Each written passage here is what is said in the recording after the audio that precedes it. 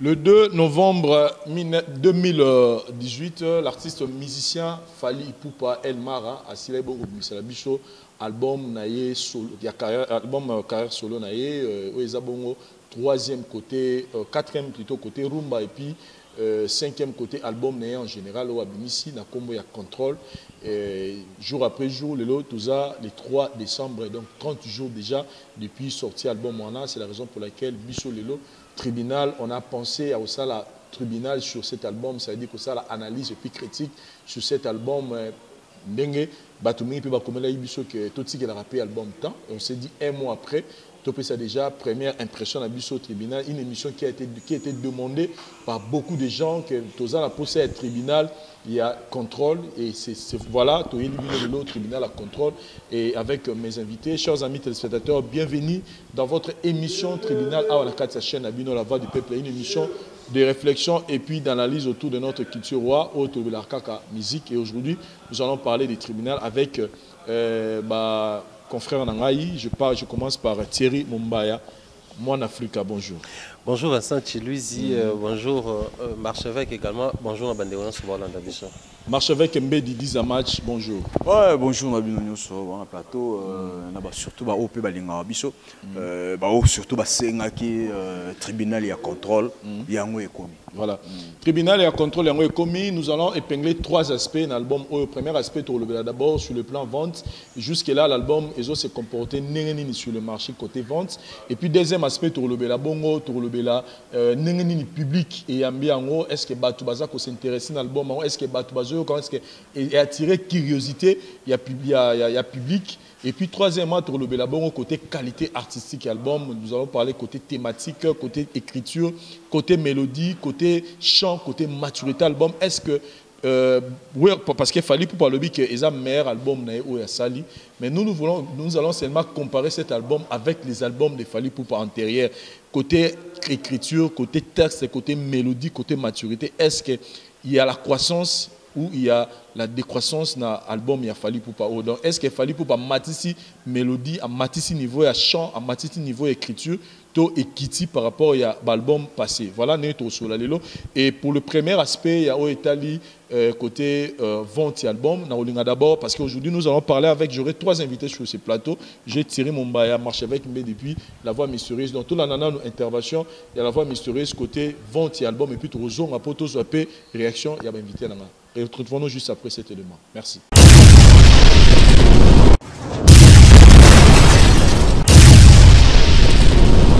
Salut Vincent, ici la voix mystère depuis quelque part. Bon, le 28e jour aujourd'hui, après sortie à album Contrôle. Bon, déjà, première observation, on a une salle les aboués. Naoebi ça batte locaux d'abord. Il faut que ce que nous faisons, on reste d'abord objectif. Nous jugeons, moi personnellement, moi je juge des faits. Par contre, ma sensibilité à Batou, ma préférence à Batou. Ngai nazana ngaka kunate. Nga problème nangeza kaka nga na sur le terrain ba fait ezani. Parce que lelo to aso na dimension à kalaté otomana oloba makambo à la volée. Lelo tout est là. On comprend. Donc Batou lelo ba ko kozwa temps ya vérifier ba makambo nyonso tozo loba parce que ceux qui au monde ke oyo biso to lo beza ya ngote, tu viens juste avec preuve tout au contredire. Voilà. Moi, ce que je retiens, c'est quoi? L'album a été notre chose historique, vraiment. L'album sorti déjà en pré-vente. Déjà. L'album a été numéro 1. Déjà en pré-vente. Catégorie musique du monde. Sur iTunes, France. L'album était numéro 1 en pré-vente. Parce que même Ngai, na somba qui ont déjà na iTunes, et ben nous les deux carambalamo et côté nani na pré-vente déjà l'album était l'album au Ezaki le plus attendu. Na iTunes France déjà na pré-vente l'album était numéro 1. Donc l'album était kami maintenant ba doit qui a tabanze mboté. Ça c'est un fait. On a nazo retenir. Deuxièmement, l'album a rebimi. L'album 31 chansons est bimi et s'est retrouvé dans la catégorie de musique du monde, dans la top 50. Imaginez, Barty c'est combien dans le monde, mais il y a les 31 chansons et s'est retrouvé dans la top 50. Donc, il fallait aujourd'hui 31 places Et puis, monde entier va kabolandambo etikali. Donc, imagine. Et puis là, on parle d'un album rumba. Et ça, c'est un album urbain, mix avec style, on parle d'un album rumba. Place accent, et ça, sous ma casse sur Yango. Et ça, à niveau, on n'a pas que c'est un album rumba. Troisièmement, l'album a été placé dans les top 10 des albums les plus téléchargés en France. On a fait. 10e, numéro 1, c'était l'album de Johnny Hallyday et Otegi Robima à titre posthume. C'est l'album qui était numéro 1. L'album Control était 10e dans iTunes, à vérifier. Et puis Snap, même à l'Obélaï Makamouya, on a le meilleur album na pré-vente historique pour un album rumba. L'album le plus attendu, c'était numéro 1. Toyogozoa, l'album Oyo, ezaki na top 10 album Control, il y a vente na top 10 na France. Ba top Oyo, ba congolais, donc ba performance à bon, ba congolais, ba sarangote. Pour un album rumba, je précise. Et aussi, à part Wana, Toyogozoa Lisusu, Sokozui, par exemple, les Londais dans le Baboui, na Fnac et Ivry, bazana rupture de stock pour un album physique, na munition de Tolo Baboui. Donc, en plus de cela, Sokozui, si on a iTunes, il y a un pays presque tout, il y a monde. Ok, on a fait langue, Afrique, n'en parlons pas. Album, Banzembo na iTunes, ils ont la meilleure position, il y a Nini. Donc, ils ont dans les top 100, il y a un pays presque tout. De Tolo Baboui. Au monde, surtout dans les pays africains, Tchad, Bani, Bamboka, on a 4 chansons et albums contrôle. Ils ont se retrouvé dans 4 top 20, dans 4 top 50. Donc, biloko non lobo, ils ont à vérifier. Donc, naebinde na ko expliquer en moté, batu oyo ba mona ke ba artiste mon sous ba sala rango, ba ko yebisa ngai, mais ngai c'est que je vois, ezali que même na Snap, même na Warner, bazan attention mingi sur yango parce que ba comprendre moi que comment pour un album rumba que ça mamba boindeni. Et puis quatrièmement, na Snap dans les top 100 en France, na iTunes, la première chanson rumba est se retrouvée dans les top 100. C'était la chanson Canne à sucre. Donc, on a le ce sont des faits. Et ça, c'est que alors, comment est-ce que les jujaka Messi na Cristiano Ronaldo par rapport à ce qu'ils donnent comme performance? Et ça, c'est que Neymar a l'oroté. Mais parfois performance. Donc les gars ont 10 ballons d'or dans ces 10 dernières années. Donc moi je parle de deux faits. Donc performance à Bongo, et ça vraiment faut dire bravo à l'artiste parce que pour un Congolais venant de Kin, mutumoro donc il y a que kalamingi à terre donc aux aïnou na kino lire non na bloc wana banini ke ba ele mbolongo banini kuanga banini bukani bodame. Si lelo okoma vraiment que non na top 10 il y a un meilleur album na France Yozali. En tout cas il faut dire bravo quoi, tu vois. Donc bilonga na oloba yango non sur le plan vente, sur le plan nini tout si ka kutu ba vu na ba YouTube banini parce que ba rumba il y a des Congolais tout. Mon côté, ça a 1 million de vues, n'est-ce pas, ça, une semaine. Et ça l'a noté. Mais au moins, il y a un mois, ils ont bétango, donc, il y a donc, sur le plan déjà, il y a vente, réception et album par rapport, il y a fanatique, donc, je peux dire que album Oyo, et ça, il y a performance au droit chemin salaté, Arsenal et salaté, pas ORP salaté.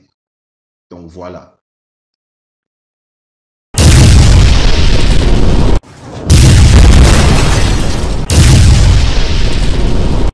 Thierry Mombaya, mon Africa, je pense que ça fait très longtemps que tu retrouvé au tribunal, c'est une joie parce que toujours le comme toujours un peu album contrôle, toujours c'est un peu na réflexion à ma casse, je suis très content au Yamba on a plateau. Sinon pour Nayo personnellement, qu'est-ce que vous pouvez dire étant qu'analyste, qu'est-ce que vous avez remarqué dans la vente il y a album Oyo Contrôle. Voilà. Merci Vincent Chiluzi. Moi je crois en ce qui concerne l'album Contrôle, ils équipent moins facile. Il fallait prendre du temps pour nous analyser. Vous savez, les lots 31 chansons plutôt, ils ont facilité ko kanga banzembo, ko banzembo ko linga yango puis ko somba yango. Généralement bien que banzembo comment vous avez vendu en ligne, mais comment payer somba pe banzembo ngo pe belé ouais bato somba ni notika nini. D'ailleurs, il y a une personne même tout sur la naika boy sanga vite faire aujourd'hui même biso tout alibana to somba banzembo comme pe oyoka kinzembo yango peut-être pas mutu. Moi morceau to extrait au CP la nango. Abiso tali généralement ba album à musicien banzembo to somba ka liboso za la ko ba pesa biso be extrait. C'est-à-dire to yebi de extrait on to CP la nango nde to sombi et après am sous somoni na statue mutu extrait nzembo to yoki li sola texte moko boeto nini ah OK lukango ou sombi yango. Donc déjà même côté vente à un certain niveau ça peut aussi poser problème. Obito bana côté vente hein. Côté vente ça peut poser problème pour ba rompe kutondi sabiso na banzembo ebele mba aujourd'hui c'est comme c'est un système hein lelo il faut 30 35 32 ba mo ba misango ba benga ba double album ba triple album et tout. Moi je crois le système d'autant plus que va continuer comme ça là c'est qu'à un certain niveau ba on va gagner parce que to yebi to qui n'est pas tout on rappelle aujourd'hui la musique ils ont c'est limité quand art t'as plaisir mais c'est aussi beaucoup plus côté business c'est-à-dire quand quelqu'un a continué ko ba sa banzembo c'est qu'à côté ça fallait tout ça mon pandi parce que lui il a un studio azab ingénieur de son propre il s'est fait foutre par mois mais bazo travailler pour naï mais pour ceux là où ba na studio donc ba faut ba foutre ba séance pour la banzembo ebele donc c'est que ils a gagnant mais surtout zoni na fali je veux beaucoup plus prendre France parce que na sola qui na mutu mo salara ba service à ba vente et tout côté stockage na ba physique et ba on déjà ba salaire rupture à stock. Et arrivé même que fallait qu'il y ait une zone moussous ba zone bien. J'ai essayé vite fait il y a autant de messages mais on a retrouvé monter. Fallait qu'il y ait une zone moussous pour s'approvisionner ba na côté que la zone d'abord. On sait qu'on comprend déjà surtout qu'en France a réussi côté que or les loboué par rapport à la communauté africaine, tout congolaise, bah France, bah Belgique, on a un miroir nabiso parce qu'on a une forte représentation. Il y a communauté nabiso qu'on a donc ceux qui qu'on a déjà bah rupture à stock et ça là, on comprend que c'est chaotique. Côté vente c'est bon, OTK, mais seulement sous ce zone parce qu'à un certain niveau, tu peux plus certes plus de missions diffusées en ligne, on a plus tendance à relober la marbre les canapés libanais. Mais ceux qui te zone on a terrain, net bah OTK. Ça, mine de rien, les artistes et musiciens, généralement, tout le monde est capable les sous-soutés. Mais les avant. Ordinateur, DPA, au TK, ils déjà marché. Alors, Batikala, na moi, qui est côté ka. Batikala, pensez-moi, qui même dans la maison, ils disent que Batik la option dans victoire, dans la ville et tout. Et belé, autour de gilet d'or, bloc, on a tout, et kanga. Et kanga. Il y a quoi, il y a vision plus, il y a juste son et les autres. Kanga, pourquoi? Parce qu'ils ont compris que TKT. J'ai d'ailleurs appris que, récemment que les Congolais peuvent passer les plateformes à vente en ligne. Spotify, Deezer et autres, la plateforme à donc ils ont compris que le niveau a faux. Alors que par rapport à ce qu'il y a une réalité, même ceux qui n'ont pas 500 francs, 200 francs, album à 31 chansons, ils n'ont pas si pour battre. Donc j'ai comme l'impression que les artistes et musiciens actuellement ils travaillent beaucoup plus pour la bateau banda que pour la biso awa. Or la base exotique à la Congo, la base exotique à la Koto. Mais bon, pour Fali, à ce que je sache, dans le lobby, en tout cas, suite à la dernière info, on a récolté, album n'a au contrôle, en tout cas, à Teki. Jusqu'à preuve du contraire, sur Azolo Bakiza, parmi les meilleurs albums vendus, Aza a raison. Donc, Azoteka. Thierry, Marchevêque Mbedi, par rapport à la vente, tu es un analyste, Rolo Banini, na étude de salle. Oh, merci beaucoup. Juste, mon artiste, Fali Poupa, a déjà marché.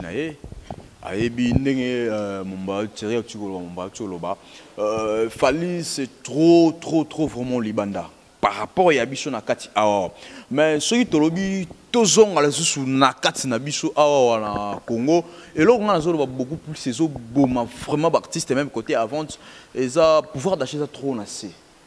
Ils ont trop nassé d'abord un an nous na Congo il faut que bango ba misi ba album la période ni. Parce que dans le Congo, tout ça clair, bien que non, actuellement, ils ont dominé beaucoup plus politique. Politique, ils ont kunda et belé. Et belé, c'est félicité Fali pour pas moi, courage, mission parce que ceux qui ont battu, il y a artiste belé. Bon ici là. Mais moment oyo, bazo banga pour bimisa. Pour que non, à quoi bimisa boye et qui peut échouer. Vous comprenez? Déjà, dans Libanda, déjà, bon, c'est bon parce que, surtout qu'il y a Cameroun, il y a Côte d'Ivoire, l'élection est qui peut bangoter. Vous comprenez? Équipe Bangote. Bango, c'est normal. Oh, il y a Fali, Baibinen, Baosoma, Banzembo, Fali. Mais Bisso a beaucoup plus au Canada. TV Nyos, au Tamon, la ville, la Banzela, Nyos, au Mona. Enfin, ça y est même, album sur les obimos, on a fiche partout, tout. Mais ça, ok, Awa, les Lona Ginchaso, les Lona Ginchaso, na Congo, Awa, fiche sur ok, il y a honorable boy. Honorable boy, oh, Nani boy. C'est-à-dire qu'il y a un sous et ça, sous à la base, il y a qu'au finalement, mon album. Na Kinshasa na Congo. Vous comprenez? C'est-à-dire que n'importe quel album sous n'engagé qui avant ou abandé ko bimisa album précédent ou abandé ko bimisa au de tchel lelo. Na Congo na zolo na Congo ils a trop nassé. Trop vraiment nassé et en plus bilinguana batu vraiment vraiment tenter vraiment de découvrir en haut et pousser à batu pour na son album. Voilà, marche avec Mbedi, je pense que Moutamta peut sa point de vue naé, aza libre au PC donc bon, on a biso ba fanatique ba musicien des fois beaux arapé tolérant, c'est-à-dire ils étaient pour lingara fali mingi to lingara wera mingi to jibe mingi lingi ka ba to balegi na télévision ba pe ça va vie oyozo la poso yoka. Donc on dit des choses par rapport il y a nous tromper ça point de vue naé donc comprenez-nous pour ça. Sinon nous avons parlé de cet aspect. Maintenant on va parler du deuxième aspect et ça bon côté succès, il y a l'album. C'est-à-dire niveau public et un album public et un album nini na rolinga d'abord to illustrer image mo na zanango et puis to zoapé directement voir la voix mystérieuse et to zon pour que to le bela deuxième aspect wana. Merci.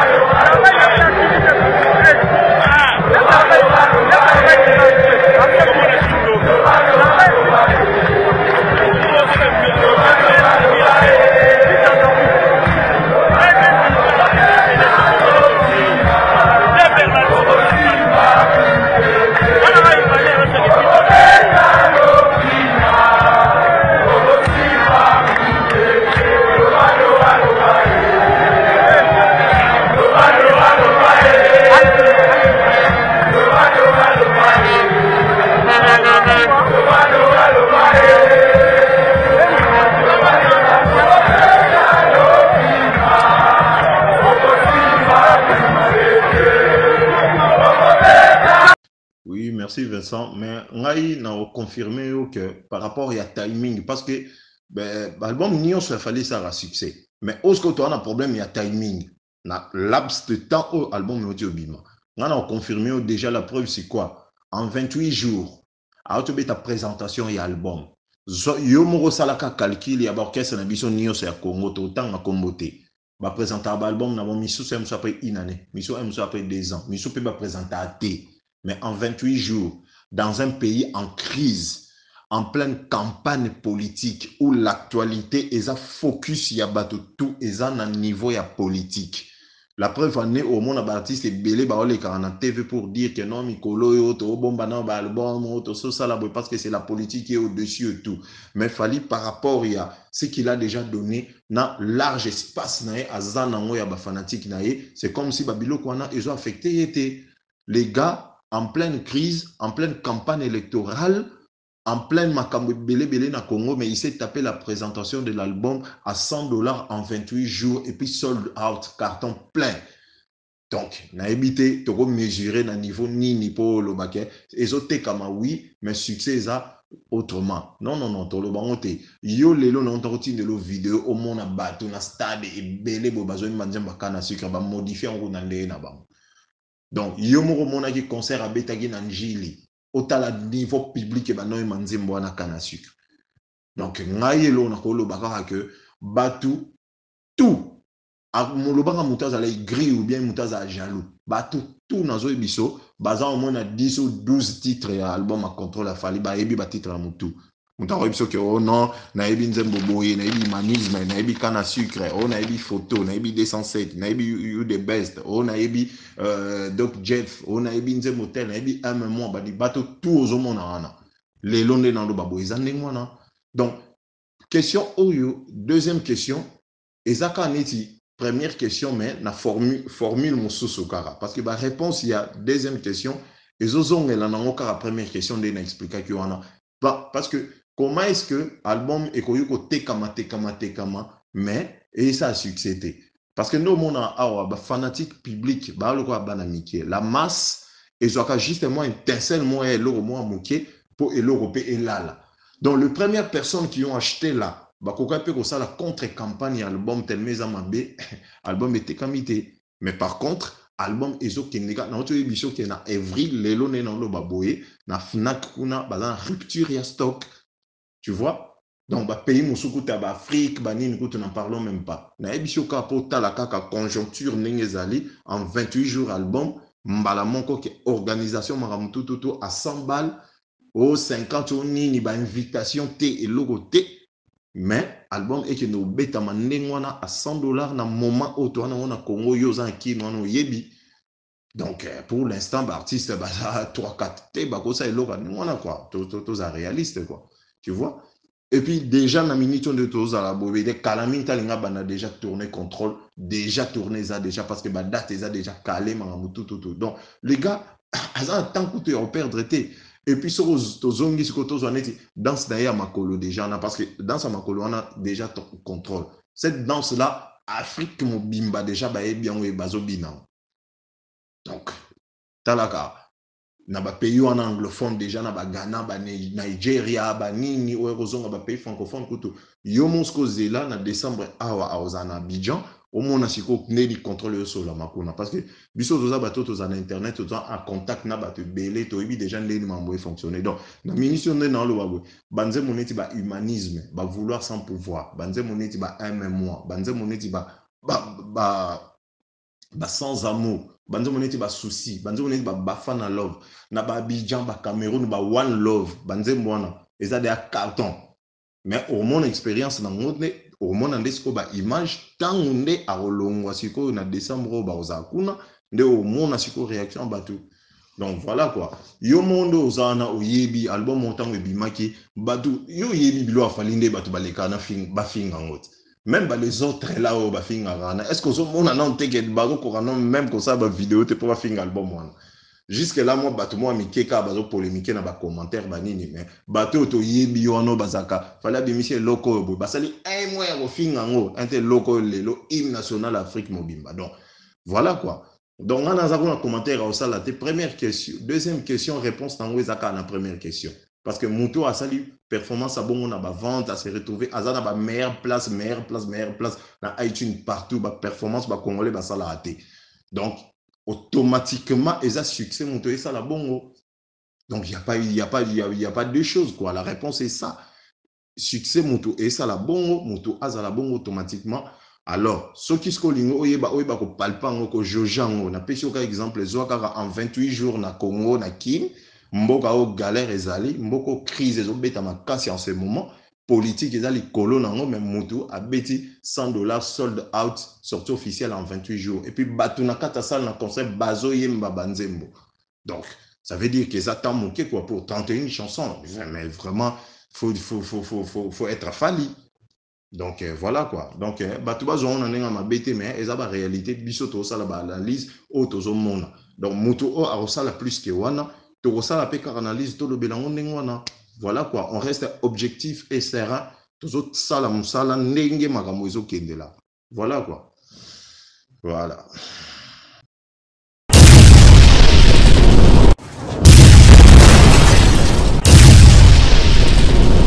Voilà, je pense que côté succès album, total image image tout le monde parce que tu as dit que parmi les indices, il y a succès et locaux. Tu as dit que na bana miké na ba stade où on voit que les gens s'intéresser nango tout le monde est déjà na stade niveau ba boyemba kana sucre et il y a un concert moi fala betaki na njili tout le monde a peut entrer à fali tant a tchaki nzemba kana sucre ndenge batu ba yemi nzemba wana le ngona ye. Et ça, c'est déjà un indice pour Nabiso. Il y a que nous avons ça succès. Mais l'album, il y a 31 titres. Il y a beaucoup de chansons. Il y a Thierry Mumbaya.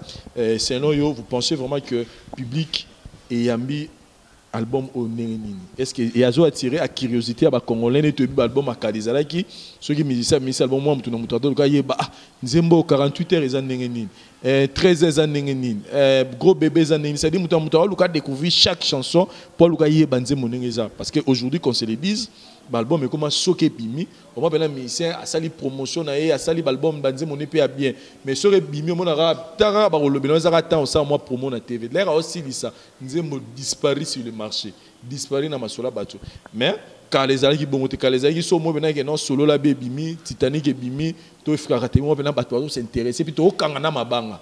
Mais est-ce que vous pensez que jusque là après un mois fallait pour pas américain que ça la différence par rapport à me ramener et commis sur le terrain jusque là par rapport à né toujours moins le terrain.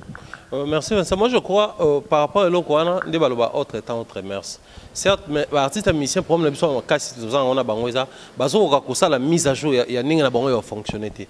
Ce qui à l'époque Igwe Papa Chéri les autres nom ça album nous appelle à moi titre peu belé je prends qui bouissa pipe ils ont 5 titres ils ont banze belé na 4 mais ce ko qui bouissa na to kanga na ba cria bill na ya seleo to bani ko kota na banze na ba voko ya babindo mbone to kangi na mabanga to komitina niveau wana ça dit tel niveau to koma le loko tu na tambola to ndo bete sota to ke ville na mutu to akina na bi bato belé na mona ba panneau awa na ville eza bato ba no boka ba kofi ba wera na ba jibe donc politique na bango ezaka ba sala kombo un jour to ebite kombo e ko pesa e ko mabiso wa tal le komi au moins mutu ko like wing je les connais pas maintenant na monika na rezo mba mo le prince de Southfort il a fallu pour pas non ba comme mi na mona na rezo ba nzembo donc bato msusu ba ozana chance ba voter ba pour na banzembo.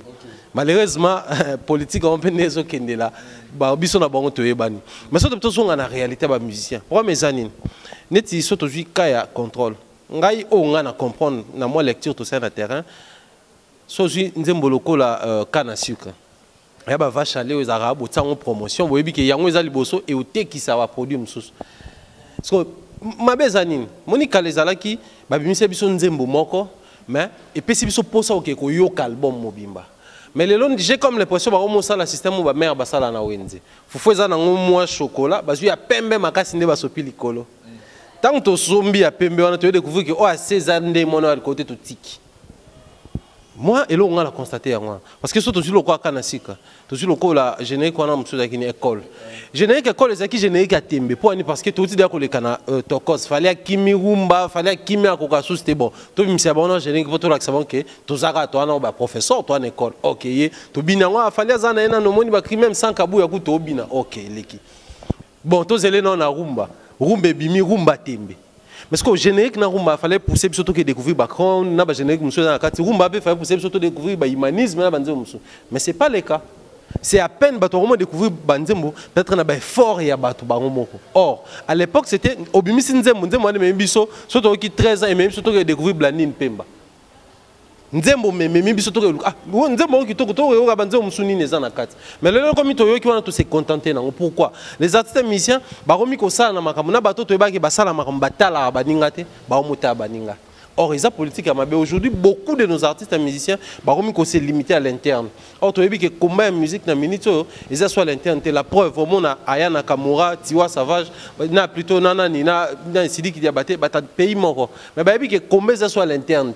Baromi balé ba malé mais ba sangana na bango le lo mona ke ba Nigeria ba sangana pourquoi parce qu'ils ont compris qu'à l'interne combien sous qui to côté combien comme une nation oyo contre nation okuna il y a même comme ko influencer l'album na biso pourquoi parce que quand fallait pour pas administrer contrôle tu ebi ke na contrôle en tout cas de kanasika to yemba mais OK un mois déjà yango mais ba offrir biso scène publique mo ba mbela biso humanisme tout année ni ba to réagir na ba vocal on parce que na humanisme to retrouver cousto yembi to retrouver atela yembi to retrouver bolo yanga yembi une zembolo sans amour to retrouver na mbazia yembi or aujourd'hui il fallait pour pas passer même chance dans bateau ba yemba qui dans album précédent ba yemba et puis ba pesa ba espace mais neni bateau capter en zembo vous savez que technique na bango simité donc pour nanga personnellement en tout cas à mon humble avis ba pesa biso chance au linga banzembo ba pesa biso mais banzembo wana ole e pesa biso ko goût album mais pesa na biso te pourquoi parce que technique ya mabe quand on parle de technique technique c'est ça qu'il faut bango mumba yaki nango to yebiki autre temps autre mercenaire ali to komi nango to mis album mumba mais bato ba linga plus ni single to cadre ba tire to yebiki oh que le quoi to pesa ki école e bimia to pesita to bimisi kanasik bimia to yebiki album e bimi mais na technique na biso to sa visibilité ya nzembo moko parce que so to bi nzembo moko et lingisa album mobimba à l'instant où nous sommes ils a passé puis so to bakina promo marche avec auto épingle problème politique quand il y a un problème politique na mboka politique ba so yo occupé ngote yango ya okota tina ndako na mino équipé le loyo ba problème social mambo belé influencer population congolaise biso ko ndefa tous des choses ba mission ba beta so até mais biso to zonte ba ndeko poto bazwa pour dire que même biso mambo to vivre à l'interne ils ont préoccupé ba ndeko na biso ba libanda automatiquement même musique tant que tout ça à l'est de la musique, on peut pas préoccuper. Donc pour moi, c'est bon bien au Nzembo pour faire une image et album. Mais une seule chanson est suffisante pour être album. Et l'album on peut y a combien de titres papa? Il y a 25 Nzembo, 30 Nzembo. Et ça quasiment impossible technique. Donc pour moi, sortir une chanson, sortir un générique, c'est bon. Mais il faut accompagner. Par exemple, école. Bon, tu vas dans ce total à tobi misasiko rumba moko, tu bâtis sur rumba moko. Mais album mon madé bimi toteka. Mais la phase promotionnelle, tu es mikolo to lo bedanzem botel. Parce que na minute au kana sikeza sur lo belate. Tu es par exemple to lo be humanisme. Ah to lo bele en un mois. Tu es to lo be am sun nzembo sans amour. To lo bele na minute so ebi ki album mo banzembo to balingi mi ara banzembo ba mbeni nana. Mais je vous jure, pourquoi? Parce que la reconnaissance, il fallait être vrai dans Banzembo. Mais aussi, Banzembo, Jeff Jadi, les autres, à comparer dans Banzembo, il y a Ibrator, il y a Inosmi, malgré la comparaison, mais il n'y a pas photo. Mais on dit c'est fallait pour pas. Mais comment? Toujours se retrouver dans Banzembo. Pourquoi? Simplement parce que pour Jeff Jadi, ça va moins. Bon, tout ça pour mon mais tout le monde a même. Oh, oui, Kitambo, Nani. Ah, beta, baimba, musique, folklorique, on peut baimba Jeff Jadi. Et la moussaïe, Doudou Kibinde, la moussaïe, pour Colocop, pour la promotion de mais pourquoi il a fallu juste qu'ils aient moins fiasco par rapport à Batum Sous? Donc pour moi, je me dis, seule une chanson est suffisante pour être album. Donc, côté on a pena down, Bakiti. Marche avec Mehdi, jusque-là, clip, Banzem il fallait clipper, ils ont école. Ils ont canne à sucre, ils ont moi, ils ont Kron et puis Nzembo Mbeli, Dr Jeff. Déjà, mais Banzembo est belé. Vous pensez, vous êtes de même avis que jusque-là, ils ont Banzembo et Tikali, ils ont attiré curiosité à Congolais. Déjà, Abi Banzembo Mbeli, Nana Ketchup, c'est plan. Déjà, ce que vous comptez, donc Nani Thierry Mombateng et Banzembo belé. Donc déjà cette chanson, déjà au bateau. Oh, il y a le belly, donc c'est déjà ça pluriel. Vous êtes de même avis que le public et les autres maintenant pénal.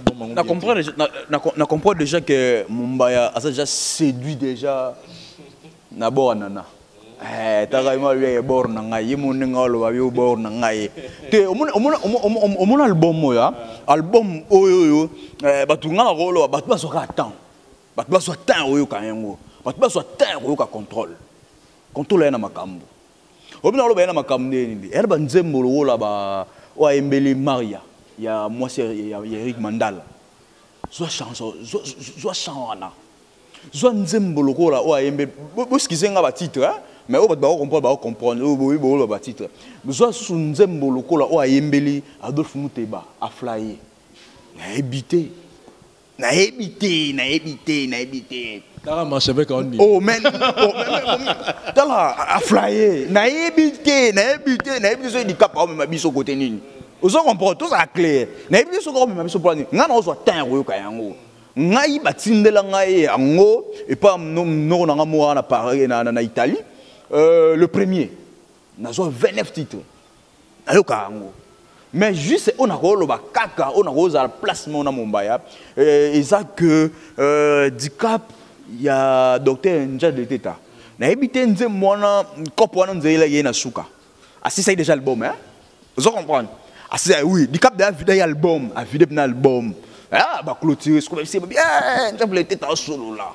Betele lo mo boy. Abenga bien yaga to gende. Nzale Teta et keka bon. Donc c'est-à-dire que parlant nana lobani nana loba soko ki soto bito ka banzema wa emena ba Maria mwana obi oyo na ba flyer wana sozo ka banana so oyo ka ba 207 ozo comprendre so yi ba phrase zo bima na kati wana zo ka ah tu mets ça du cap na moi bablo moi au senti que moi ba phrase moi zo bima place moi ba maloba to ba malgré to ba ki sikate mais toujours comme moi qui sikamoko boy moi elengi moi ya ki fali oh na ba nzembo ni zate ngala nzembo docteur njase zate donc ça dit a betango likolo wana pena onaza côté mona mumbaya ne mumbaya che donc donc ici ce que ce peut to bito kende na ba générique na habité ngana ponanga Vincent Julius générique d'album à contrôler à moko école bima ki wana na tout soit générique mso ezali on a eu kana distraction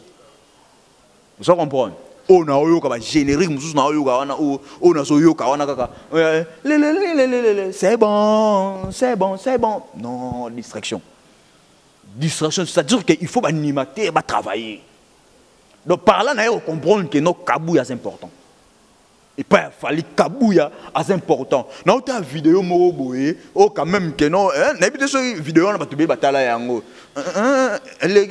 Oh abi tout ça tout moro fallait vendre hôtel. Ozomona dans la télé kabouya on va ravi. Sur ozomona muto ya wapi. Allez kata musique. On mona vendre la di vendre la. Donc kabouya aza important ya osanate. Donc c'est sûr que voilà asa ta traitement psychiatrique mais on va téléma pour asa na boulot. Oui. C'est-à-dire que na un album contrôle donc générique les amoko na école tout etikaliona et ba distraction. Distraction pourquoi yemoko l'artiste c'est pas componer que animateur on disait ba kinelo na bonga sikate. Donc pour tous on a la tout bana CGT mais non côté public pour na raison on a album public et yambi yango oui au moins bon pour na public yamba na yamba solo baka que non déjà Michas ko roi mi place oui na Michas na place public bon oui est-ce que na la chité na place ni na place wana na point on na solo ba to kanisate que public a fallu izaka ba congolais Izaka à Kinshasa, non. Tout quand ça bon côté. Celui de l'objet n'a n'engé à Kinshasa, n'a pas ça qui n'a le pourquoi album mais souffrir n'a n'engé à Kinshasa. Cause n'est ça l'album mais souffrir et capter n'engé ça qui avant n'engé fallait bien ça avant. Aux autres on prend tout et bah ni nous dominer à Kinshasa. Mais tout quoi ça n'a téqué album, tout quoi ça n'a téqué non, bah fanatique il a fallu bah ça quand à Kinshasa non. Ceux qui ont ignoré les lots mais quota. Oh, place, ça peut te dire que tu côté total là, bon, dolwani a son baka vie. Ah, boy, quota la kachuana. Bolande la bien internet, boza on a bolala kanango, bolamuka nango. Nani azoteka plus que fali. Lilo oyo na internet on album quoi. Tu tiens sur YouTube pas tout regarde iTunes. Ozo comprendre. Il y a de l'obit. Nani azoteka plus que fali. Nani personne. Ça dit que ce que ce tolandi ba oyo bazo somba wana. Nakoloba mingi nakoloba 90%. Ce sont des Congolais ou les étrangers au Baza Libanda ya Congo. Libanda ya Kinshasa parce que tout ça clair. Biso ba Congolais au toana kata Kinshasa toana culture wana te ya kosomba. Et si vous en avez 29 on somba. Na somba te no na moi tindela nga yango ofele di cap limbi sa na 29 titres non. Donc na sont les premiers. Il y a eu mal les deux mais les premiers na zo ngo déjà. Donc c'est limbi sanga côté. Ozo mona donc ko soma wana ezala ngo culture na bisote ona surtout na Kinshasa awawa mutu musu soko bise même chamiko balade tunene basomba zo ayibi na été alors nous andeni ozo comprendre ce tolobi que non on azolo ba que non ce tolobi que non par rapport à vitesse album précédent nenge zala qui a fallu na nenge ba mnai ko yambela yango awawa na Congo actuellement ils sont moins différents parce que actuellement na Congo masolo est beaucoup plus c'est politique. Il y a un des autres dominés, mais donc ça n'a été que tout quand que local na Kinshasa c'est ça moi mame que fallait échouer. Bota mona libanda bota la so il fallait échouer. Voilà chers amis téléspectateurs par là on a complété quand il moko tant bino bolobi que non bon voilà nzembo mais indice déjà sur le total par rapport à courbe tout le monde a que courbe déjà après un mois on peut dire que courbe déjà bien parce que à part yo, je trouve aussi des gens. Moi personnellement, je dis ce qui est vrai. Nazu pena notre temps album on pena bien dit. Nazu on a quelques chants, tout ça. On a pené terrain au Kenya. Moi on va dire mon ayoki, mais il y a des gens. Oh pena zo appelons mon oh nazu yo ka oh ba tena yo ka chant. Ah na yo ka chant. Ne ya lobi ming nzembo ba c'est plan ming pena ba trouver que fallait que pena makasi za nzembo. Oh ya Emily nana ketchup.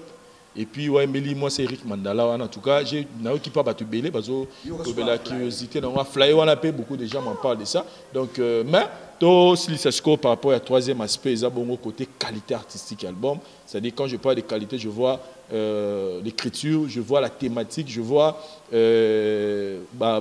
mélodie. Et puis écriture, tout ça. Donc par là, tu auras rappelé sous la voie mystérieuse. Et puis tu auras un point de vue d'un. Merci.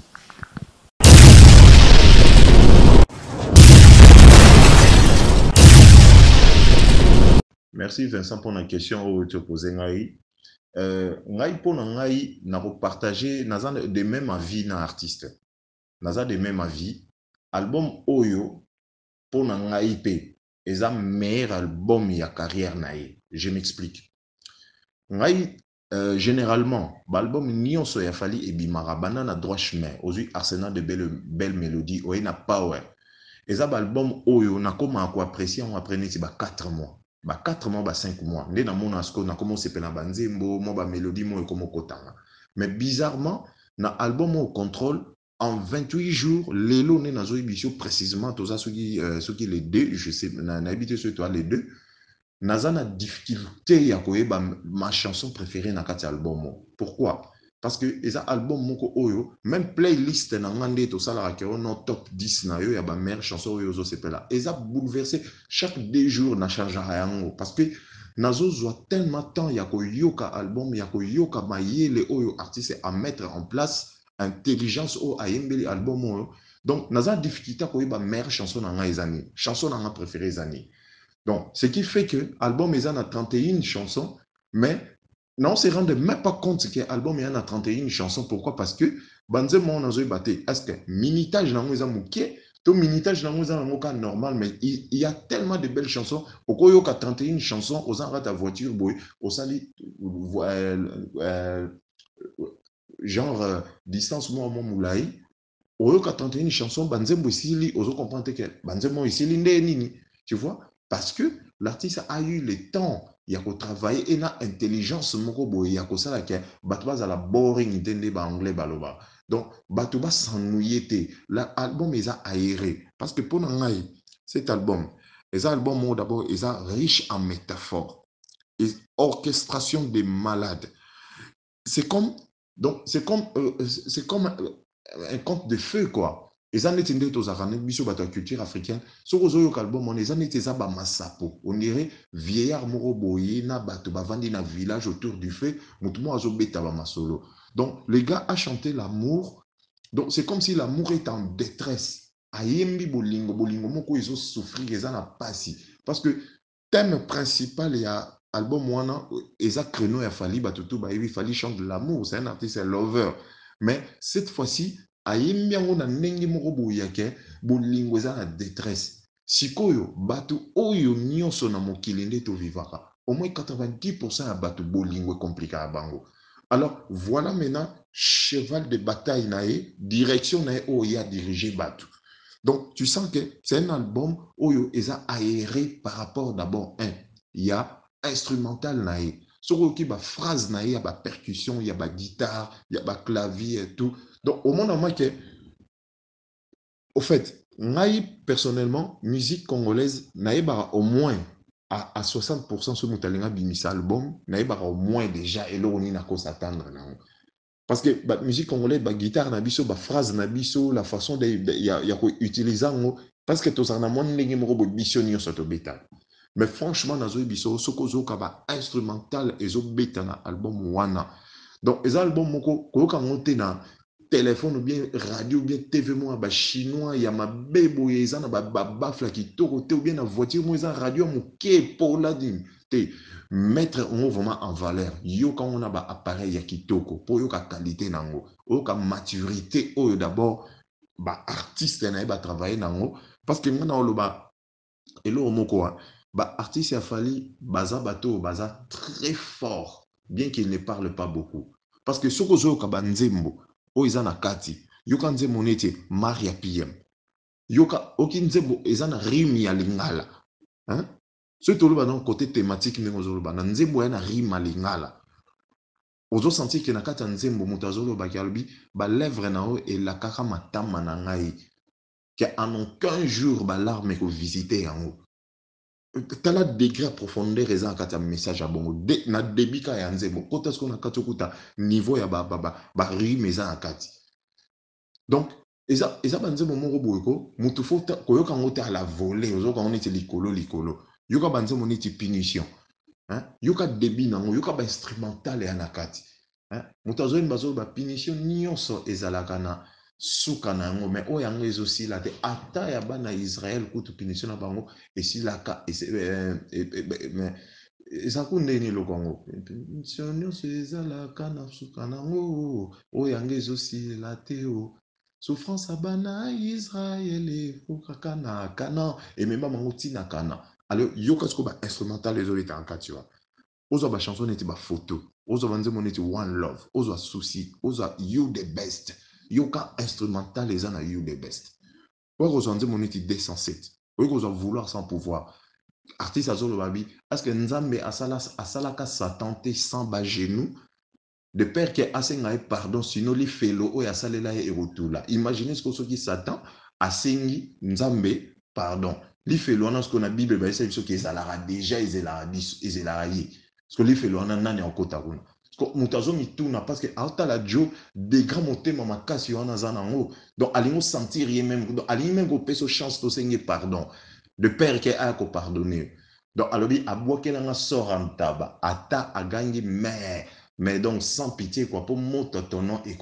tout là donc t'as là ce que décrit ba profondeur ba parole à l'église wa kozanze moneti bafana love parce que bafana abeti on mibale moko abeti on vraiment ya poésie moko eza vraiment donc c'est la presque la littérature quoi donc à quel nom avec ba métaphore adorer moi si mais na bafana love siko abeti on a ba penga comme un conte azobeta ce que son récit son vécu pour balongwa place baza ba commander baza quelle est cette femme qui n'aimerait pas et puis so remarquer nzembo wana même so ta ba commenter na YouTube Fali c'est vrai basi balingaki mingi mais beaucoup de femmes adorent cette chanson pourquoi parce que elles aimeraient que mibali na bango ba mettre bango en valeur na niveau wana tu vois donc album moko eza musique soko zunze monito zona oneti chanson neti bombe soit des gars refrain eza na nze moneti ya bombe na kata chanson senti que moi ça azolela azoloba bi que avec 9 enfants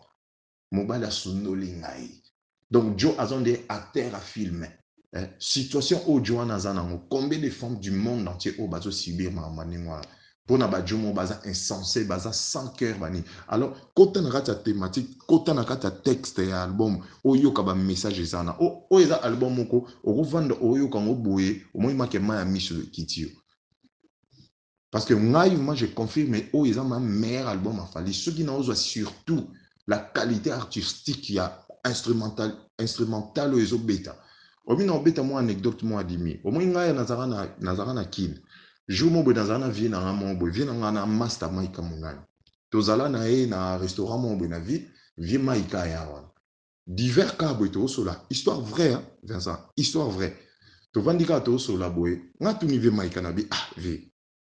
Il y a un débat entre biso ba jeune et tout yo oza comme encyclopédie ya musique ya Congo oyebi ba génération tout oyebi niveau artistique à bato oyebi makambo tout mais nga na poser ka question oyebi sangaye Fali ba comparer na musicien moko boy non tanga kombote pour ne pas vexer musicien wana bato tout baloba oya leki bato musu baloba ka Fali leki yo siko en tant que spécialiste en tant que quelqu'un qui mettait un vieux routier nani aleka entre bango mibale yo départager bango tozape na TVT que vieux petit tel a remonte faux vieux ana epsangabo les deux ils ont des très belles voix bazana intelligence ya chant mais Fali a quelque chose de plus que l'autre on a tout nini l'architecture artistique instrumentale naie défense au fallait betarana intelligence au ayem la musique naie et ça de très haute facture que l'autre parce que l'autre a betara presque structure au bisototika maye loano bisototika c'est comme si c'est juste du réchauffé il y a biloko bisoteta mais ce que musique il a fallu et ça ma musique il y a que actualisant et abakisa touche na ye moko boye azana ba nzela mususu soki oyoki ngai bien que na maika munani mais na soki album afale bimi na vanda na yokaka instrumental na ndenge betara. Alors bolande la pe bomona général de fao autaki pe ko lobango lobi eloko tiki ngavement eza orchestration afali vidéo na eza YouTube ndenga pe siko pona album oyo eloko marqué nga makasi eza orchestration na ye. Et puis, différence, moi, ils ont remarqué au monde que na ba groupe belé, ba musicien ba tchana na banzembo. Mais banzembo ils ont fort na niveau artistique. Et puis banzembo ils kangara makasi ils ont mis banzembo ba instrumentaliste na sima. Il y a ba musicien parce que les vrais musiciens ils ont des bateaux sima. Alors imaginez ce qu'il fallait à betaka guitare malamu. Donc même Herbazan na étape à créer, Herbaoluka ba direction ni ba ko diriger nzembo kende. Yé azo travailler na ba deya na batone tout wana parce que yé pas un guitariste. Donc aibi nzela ni na ko mema nzela ni akovanisa na mélodie makambo bele. Donc ngai personnellement na boy. Non va na man na man non ces gars donc c'est pas pour rien à qui tu en as un trône. Donc Johanna akoumé la vraiment un trône.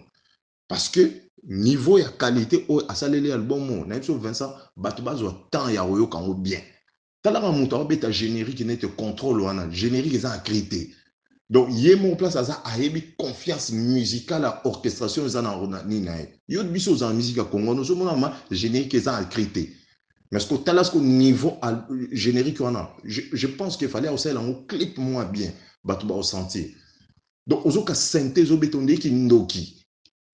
Tu vois? Donc, c'est vraiment quelqu'un qui a du métier ou a yébi vraiment boulot à ça là. Donc, ils ont mon côté à l'obé la minité. Mais ce qu'on soit, c'est quoi? Parce que yé à ça là, banze mondéni. Fallait il est malin et intelligent en même temps. Donc, azo servir biso communauté, il y a les là, et azo servir batumosu soupe ya les banda. Parce que lui, azo qui n'a autant à retravailler image nae, il a retravaillé na combo nae. Mais lelo siko a commis qu'on a obligation moko parce que ba fanatique ne ba mboka nyonso c'est vrai lelo azana large renommée lelo ezo sala siko ke ba fanatique ya ba mboka nyonso ya ba anglophone ya ba place bela ke nara ba comment exiger ba yo karama ngaloba parce que c'est vrai ba souka na mélodie et tout mais baza tellement ba fan ba comment exiger le quoi alors fallait a une politique ya ke ko sala ba rumba musu c'est un peu soft comme ça. Mais rumba des années ba rumba mon carrefour et ça nzembo ils ont rassemblé mais parce que ça aussi net nzembo net à un mois déjà c'est un message le titre est en français ça veut dire que partir sur ba francophone déjà bazan un message kota ba anglophone déjà un mois verbe aimer et ça presque ba bilo mot universel au batu presque ba ebi même à ba langue te tu vois alors tant azo nzembo na oloka na kata nzembo na azan parti moi yemba you are my love, you are my one love. So below moi, tu y es mon seul amour. You are my one love. Donc tu es genre mon seul amour. Aimé en anglais, aimé en français. Après aimé en lingala. Donc qui veut dire que rien que parti en akaka, akangé dans Afrique mobile. Tu vois? Au moins intelligence monte ça là dans makambo donc azan banze mo musu neti bakana sucre banini o ba refrain banini à rendre un peu soft et ça un peu légère pour permettre ba payer on a no samiba mais ma casse siko na mélodie na nuance parce que force na siko evanda wana peut-être un peu na kolo ba yango pe un musela et ça la pe verambo parce que fallait autant na école à quartier latin pour battre belé ba ça la confusion entre kozala na voya bien na koyeba koyemba et ça bilo mi balé. La preuve année, le grand prêtre belé bazana ba voyer à danger, Kofi soi-disant en avoir danger mais Kofi a kotandelo 60 classiques à musique congolaise au grand million son nom bazana banzemba bongote. Tu vois, vous pouvez passer une soirée comme ça avec Kofi ancien succès na bato bazolela. Mais yende soi-disant en avoir mabé. Mais bato basala bazana ba voir danger, bango il faut donc et ça c'est tout un ensemble de choses bato il faut baeba. Donc moi pour moi cet album est vraiment un réussite moko ya osaranate. Peut-être peu na soukande toi parce que bilan nango bien par rapport à ce que ça va rapporter en termes à tournée, en termes à récompense, babilo retour. Mais réalité nango qualité artistique thématique ngai vraiment nazo senga na bato ba Hollande émission oh non senga bango ba yo kanze moniti sans amour. Nzemo na manoro yo kalelo. Imagine qu'il y a un nzembo moto azo yebisa azo lobake alobi olatisanga gilet par balle olatisanga gilet par balle ya moniato. Pour en cas il y a l'issas, il y a déception à bicate. Donc moto alati gilet par balle mais ya moniato. En cas il y a déception l'issas il na bicate. Mais momi azo tuna mais ebembe nanga eza gloire à nani pour intérêt nango ezani. Bonheur à nani engana onio comme bon nani azo sepela na place wana. Donc, quelle est cette femme wana oyo aovanda bo oyo kalbum abongo bato bavanda ba olela ba pasi ba mawa ba nini ozoka banzembo abongo. Sko yoka siko nuance ni nazo mbelongo na mélodie ni nazo tia na kati wana. Yoka na ba cœur. Mutazo yemba zo ba na ba ngungi ba remarquer absence na yo. Alobi même insecticide na linga kutu ko chango lisu te na ndako po de peur que na bengana bangungi ba sel ami na ngana tika na bango parce que yo za lisu te.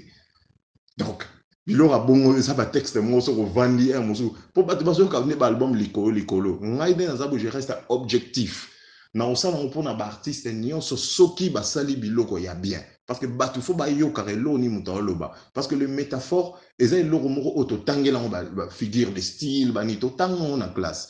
Donc moto akokende ezaka neta embara na double clic azobeta makambo moko boye masolo moko boye ya économie ya ba déficit ya ba nini mais il parle d'amour na kati ya makambo wana. Donc dimension fallait memela banzembo na ye lyrics na ye eza différent na bato belé eza école ya Verambo tu vois. Et les filles le gars en question il sait parler aux filles. C'est pas pour rien que bon monde ba fanatique na 80% eza ba basi parce que les femmes savent bato oyo balobela bango o ba yeba kolobela bango bien banzemo muso ezaka eza ya bolingo mais eza banzemo neti bani bali bakolinga ngo mais bafali bayemba banzembo bana basi balinga parce que neti nzembo un moment ngai femme na ngai jour quand nzembo wana ebimaki ebeta ayebisanga alobi oyoki efali asali nzembo mais eza taillé sur mesure pour nous pour na biso. Quelle est cette femme akondima te bayebise ke marie-moi o soki ndenga ebangwana ke marie-moi, épouse-moi, chérie-moi, nini. Donc toutes les femmes balinga kabilo korana. Tu vois? Donc les gras est tendre et romantique, azana métaphore, azana makasi na mélodie, ba ker na eza bien orchestration makambo tout. Donc on senti que l'album est correct. Donc ngai eloko na ko lobaka pona osukisa yangwana na sengi ma batu pona ngai batu bayoka bafana love bayoka bombe bayoka décence bayoka you the best bayoka souci bayoka one love photo sans amour punition Maria PM humanisme bayoka bachana pour ba comprendre. Donc banzembo c'est belé tellement que moi na expliquer en ozate mais cet album pour moi c'est le meilleur album ya carrière ya Fally. Donc et ça album Tokos na album oyo ya contrôle oyo parce que Tokos na ochango pour un artiste oyo auta ko beta bandombolo babilo mo bongo réaliser une telle œuvre au fallait ça là Tokos wana c'est n'importe qui ta ko c'est lorano. Donc on a vraiment dans un martelant pour dire que pour moi je partage le même avis qu'il Fally. Cet album est le meilleur album ya carrière nae. Parce que dans 8 ans, quand radio, moi, ma bé, voiture, ma bé, radio, ma bé, ou bien tes téléphones, ma chinois, pour là, ma écouteur, ce qui a n'est ce qui a 1 euro, ce qui n'est noté. Yo, quand on la musique, apparaît à bien tout. De on comprendre, on a mon nez, na dimension, artiste, abandon, mais manzela, eh, yo, aucun punition, aucun bombe, aucun, yo, cap instrumental, les obétana, you the best, Kindoki.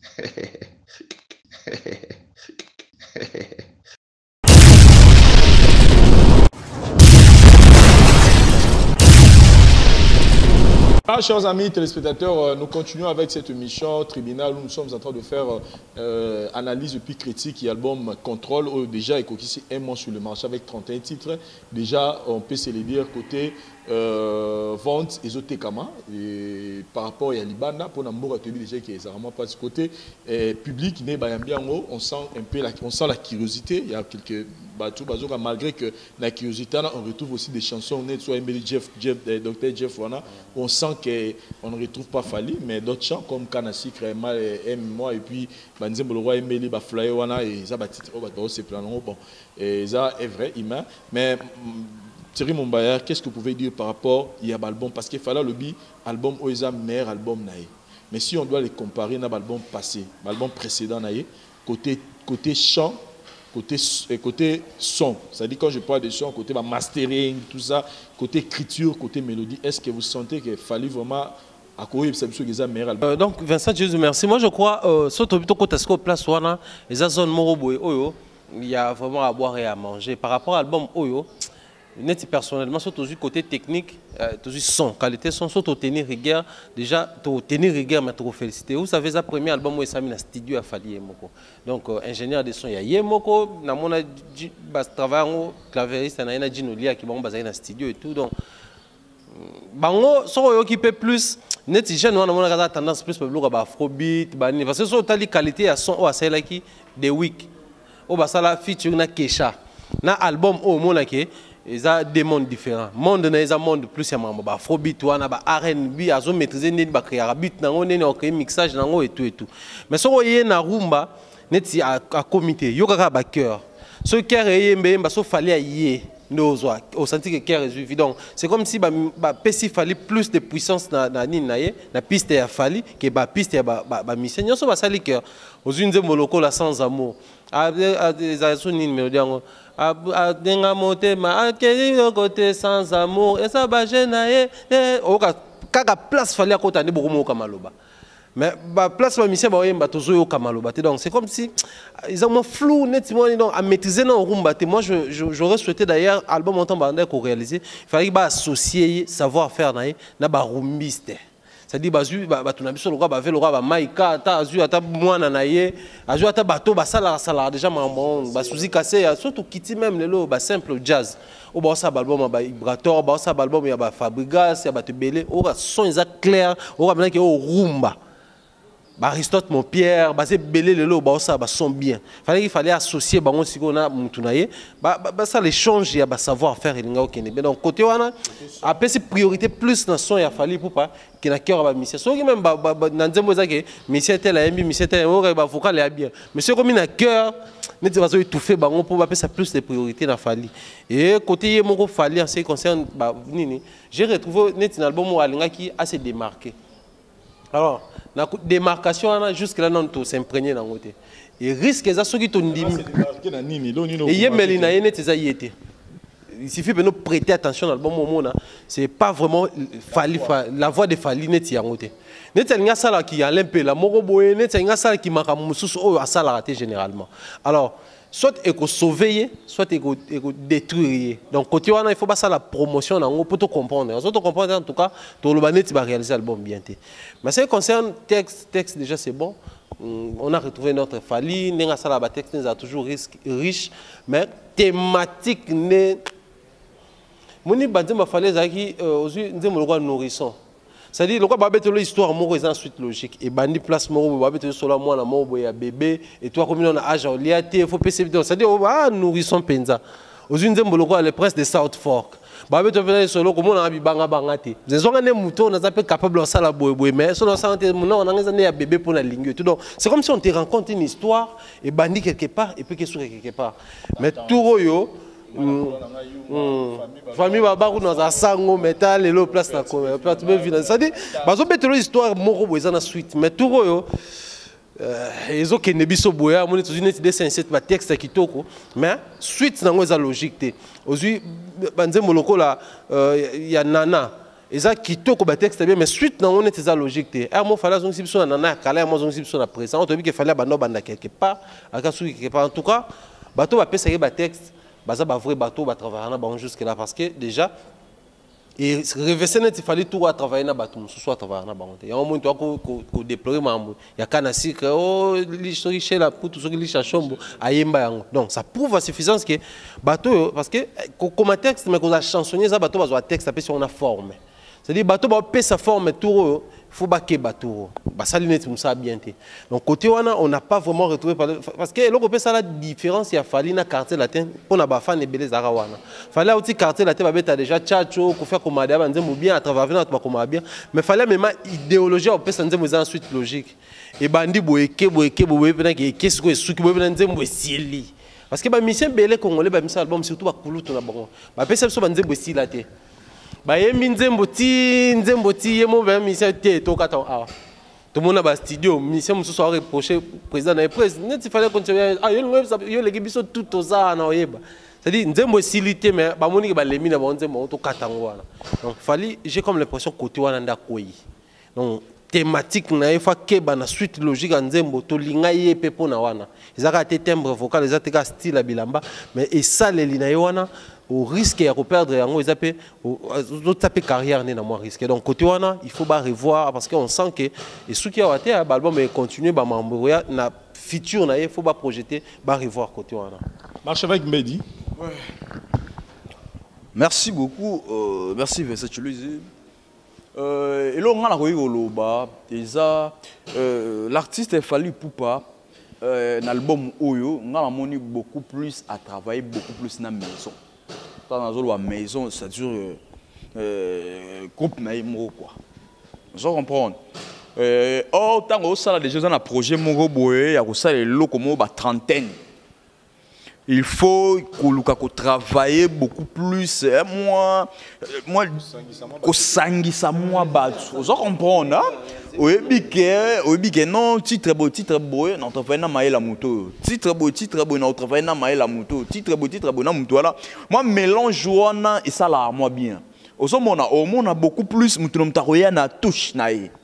Vous comprenez, nous avons touché na ye. Il y a un moment où il bomaka, otolobaka,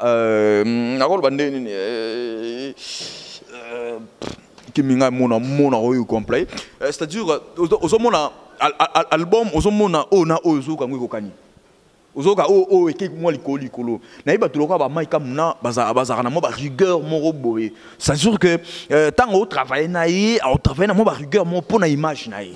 Aulingati à travers l'icolo pour battre maïka muna ana tenté à robanga Fally ana tenté à robanga Ferré ana tenté à robanga Kofi je comprends parce que azad jamaïka muna à travailler na goût na yote mais à travailler dans le bon Nengezo senga. Il y a quand même histoire moro il y a sens interdit à faire rigole là, bah droit maïka muna les bah n'a pas parce que maïka muna taille ça habitué travailler en boye faire aligner boye simbiti ba kabone. C'est ça on a la senga la Fally à la prochaine occasion so que senga bon moi mélange wana et rosala. Mais so ina lobby nyo sauter ça mabe. Ah, zolwa ngana biso tala papa. L'album moi la bleu lo là-bas. Elle va titre lo là, ba titre va limsa là nzemo moi. Chérie nanga n'est pas comme les autres. Il y aura mélodie. Dans la orchestration pamba beta place wana na sera séduit na orchestration na ya pamba. Chant wana. Et ça na encore minute moi mukeboy. Choué. Voilà, chers amis téléspectateurs, mais question on a sur cette émission. Thierry Mombaya, vous soutenez le propos de Fally quand il dit que cet album est le meilleur album de la carrière musicale? Non. Pour le meilleur album à Fally Zani. Vous soutenez que Fally pour pourtant dit que c'est le meilleur album de la carrière musicale, bana musique. Vous soutenez? C'est un artiste. C'est une façon à sa promotion et l'eau. Pour le meilleur album à Fally jusqu'à les années. Droit chemin. Voilà. Merci beaucoup, chers amis téléspectateurs. C'était ça. Donc, nous attendons aussi vos commentaires par rapport au Nango. Mais sinon, nous félicitons l'artiste et musicien Fally Ipupa qui a réussi. Il y a ça l'album, il y a 31 titres. Au Ezote Kama. Sur le plan vente, Ezote Kama. Sur le plan succès, ça a succès parce que qu'on le veut ou pas, il fait son temps. Nenge ba ridia miss ba sala batana bango. Nenge ba papa wemba ba kofi, ba wera ba jibe ba sala batana bango. Oyo, eza yé pas d'autre ça la belle époque naie. Et mais et donc quand aussi on a fallu pour pas parce que wana muta kokanga zete za mu pepe. Donc moto ezo pela déjà. To kokanga te mais to aussi on a fallu le moko c'est que a baxa sur un plus, c'est-à-dire à chaque fois on aura musique a fallu à sikato centralisé à sika par rapport à arrière et par rapport à oyo abimisa. Donc on sent toujours que côté chant, côté moi personnellement mastering album on se peut nangote. Je suis dans une roi nourrisson, on mastering en nourrisson, on mastering album oyo banzembo normalement que ekokanité, normalement que nourrisson les kango, normalement que attente les kango, normalement que Terminator et les kango, normalement que We Are the World et les kango. Donc on est à Senonga.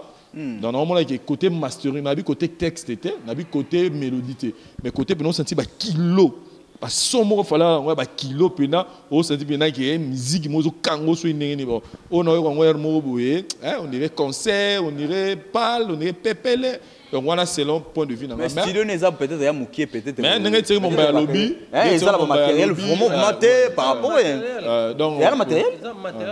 Bon sinon n'est pas mon bail lobby c'est aussi une première expérience. Il fallait pour pas tenter l'album naïe dans studio naïe et nous pensons que dans la Mamikolo Roya l'album prochain Roya a aussi mais sinon côté succès album mais ça non succès à danger na minute en tout cas au sentir muto luka yo aye banze monaye côté public tout le monde ne sait plus côté vente mais côté qualité artistique en tout cas tout aussi on a fallu pour pas à make up sur revoir pour que prochain album est la plus meilleure que yango sinon beaucoup de succès na batubo que nous sommes album ango bon continuer à découvrir contrôle et puis force na artiste musicien puis na musicien na biso nyonso déjà nous signalons aussi que Héritier Watanabe moto na tembe PIP a la reine des sabbats sur le marché une très belle mélodie na yoka kango à rendre hommage na Père Benz Boziana, c'est une belle mélodie donc tous aussi rappelle na batbo qui ne peut redécouvrir bo chapé curiosité na bino na ne bo chapé curiosité na différents chers fali bo chapé curiosité na reine des sabbats Héritier Watanabe ou asali penze momo kitoko c'est le dernier auto qui comme Nzembo Sika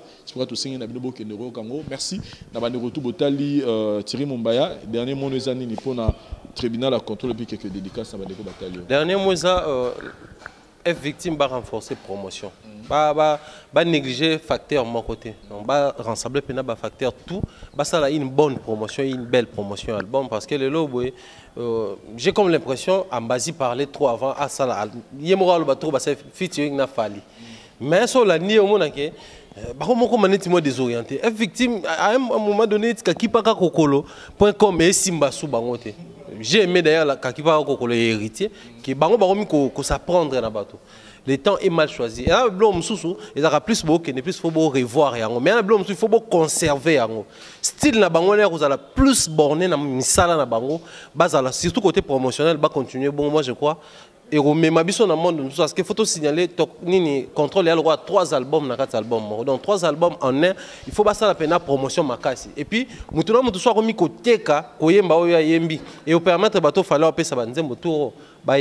Or, occasion sur parce qu'il y a une chanson on a presque bango tout le monde a Jonathan Wendy et les autres donc ça la promotion il y a solo batika distraction et vous avez une très bonne chose. Voilà, je ne serai pas naviguer à te belé sur toutes les questions le banga mais monio non toute une question par rapport à passage à Fali pas à Papi Moma juste un aspect quand Fali pour pas parler que il y a Koro Sangisa moi ba tête ba mission ba ça succès il avait cité le nom de Fabregas le nom de Robino, le nom de Gaz Mawete. Mais à un moment,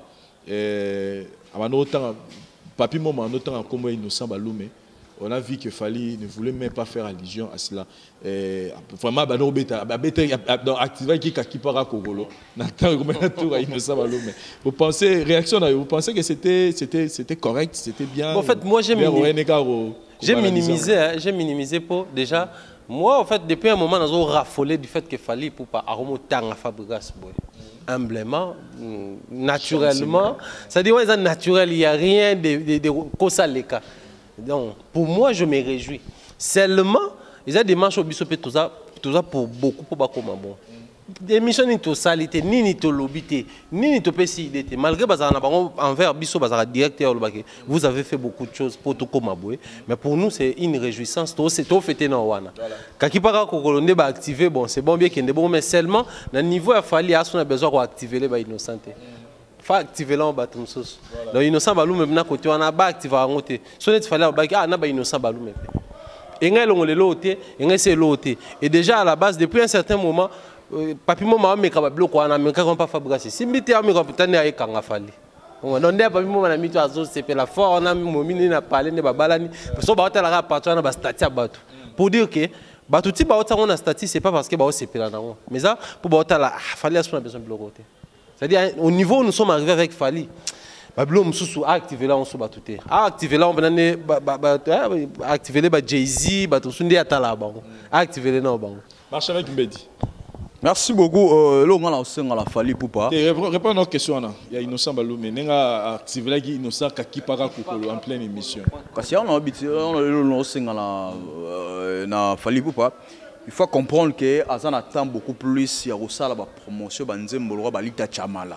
Il y a qui tourne un album que na ba innocent Azan na golo ba mwana naï. Vous comprenez, moi, on a tout ça, Bantou, moi, on a grand frère, moi, on a ouais, c'est sûr que innocent, il fallait pas parler. Donc, c'est sûr que, à comprendre, en plus, il faut amicher dans tout que, la musique, à un niveau ni. Vous comprenez, à un niveau ni.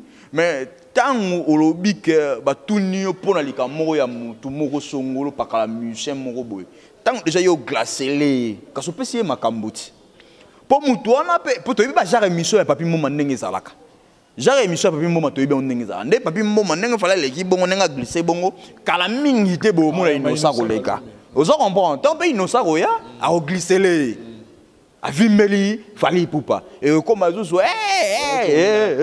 ozo comprendre la deux fois il faut koyeba ko banaliser makambo mususu ko banaliser makambo mususu mais beaucoup plus nga na oloba mina ba fan siko na kemi na ba fan na biso o batala biso awa surtout nga marche avec net ba yinanga ya ko tanga ba kombo batu ko tanga ba kombo batu net mi go na ba tem to finga na internet ko le nga na ba to so ba mutazali yo ko tanga ba kombo batu yo boy kasi papi mo pe wana to tanga ba kombo ba mission na ka de mission ba tout ba comprendre que non ezala na na moi goût moko boy mais sikoyo l'artiste o ba yambi grand temps o bi ke yo ba yambi yo zana moi façon moi ya okimela yango au moins comprendre nga na landa fali na droit chemin ba tunaye ba lobi comment c'est possible le grand mopao a pesio ba musicien a pesio ba compagnon na album ata dédicace à pambo bois qui était obi ça pas fali tala grand mopao nenga na ona ya yeba na fo yo ade fiona na beso mabanga na biso ba fali yo ozo comprendre akimi yango na ba ndenge mo boyi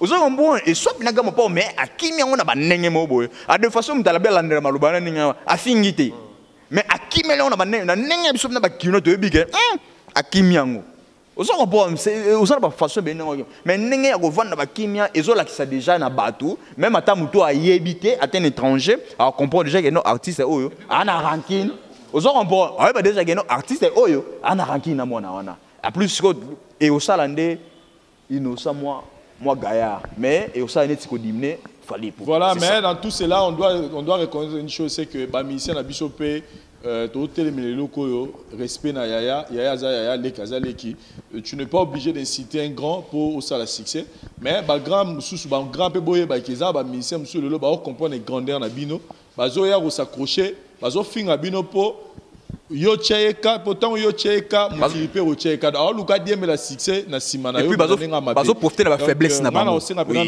pena na fali poupa la ba niveau ya komi nango c'est-à-dire à éviter na ye ba biloko ekozala ke apesa mutu sous crédit parce que oh innocent ba luma na besoin ka fala pesa ka crédit donc pour na yoka na toucher faliti place moko boyo pour fala loba pour ce ka fala lobeli makam nanga nga pe na zu crédit alors que et ça nango important donc personnellement pour nanga fali ba biloko bongo so ba piéger sous bongo atanga ne ba koma ba to na calmement oui, c'est vrai, c'est que yemo yebi neni na ogéré makamne libanda. Mais na télévision, kotanga no bablo wana ils ont bien posé là que ça peut force peut grandeur et artiste parce que blo nani innocent ça la et les autres ils ont juste pour na luka succès parce que ba yebi kazana makambo. Donc qu'on se le dise ya suma mo ya okene ba media 14 h mais je pense que musique na biso tozana ngo besoin ça rendre ba respect na ba valeur parce que y pas au fin trop donc et aux ala mabe mingi ceux qui to continuer pe na ba petit douana donc ba yaya bato ça ba l'équipe bato ça ba yaya et aux ala bien Thierry Momba quelques dédicaces ouf quelques dédicaces na pesi mbote na Madeboa Kamanda papa Blaise Boketa mon mentor Jean-Claude Longange maman Rose Faliala Bob Bossé l'homme selon le cœur de Dieu ainsi que Blaise Walongwa depuis Ukraine marche avec Mehdi. Merci beaucoup pour commencer. Moi, vite fait. Ouais, l'homme qui a le pouvoir de maudire et de bénir la ville de Lyon. La personne, c'est JP Bati, qui est le dieu de Lyon. Depuis Lyon, on a